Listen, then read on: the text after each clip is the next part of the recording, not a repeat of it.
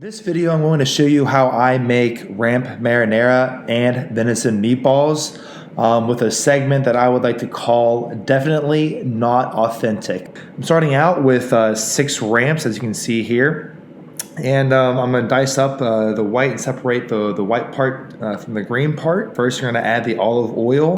Once it's up to temperature, I add my secret ingredient, and that is anchovy paste, and it will melt right into the oil. Here I add the whites of the ramps, and then we're going to add the sausage. This gives it a lot of flavor. Make sure to brown each side of the sausage. It'll give it a lot more flavor. Here I add red pepper flakes. I like my sauce a little bit spicy, and you want to get those get the red pepper flakes in there with the oil.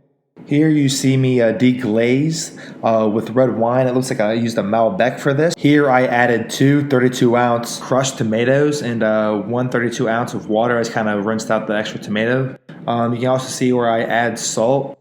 And also here you can see where I zoomed in for the pepper. I forgot to film that part. And it's probably 15 to 20 cranks, depending on taste.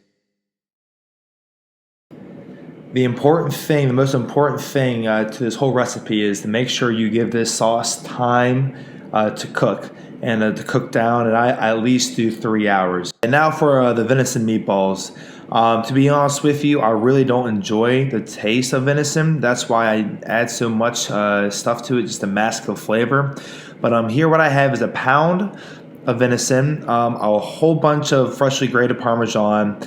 I got a crust, 1 egg, some milk. I added some basil, thyme, and oregano leaves, salt, pepper, red pepper flakes, and then you just mix that around and make sure it's evenly mixed, and then you can see the next step. So as you can see here, I fried the venison meatballs in an air fryer. I just think it's a better way to do it, and it's a healthier way.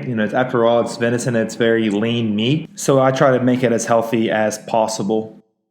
And I would say I've fried this for 15 minutes on 370 degrees, and it gives it a nice crust on the outside and keep the meatballs intact. Once I finished frying up all the meatballs, I put them all in the sauce, and then with about 2 hours left, I put the green parts of the ramp.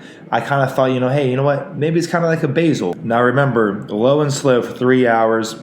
The next step, with about 45 minutes left in the cooking process, I sprinkle in some parsley flakes, and it gives it some more flavor.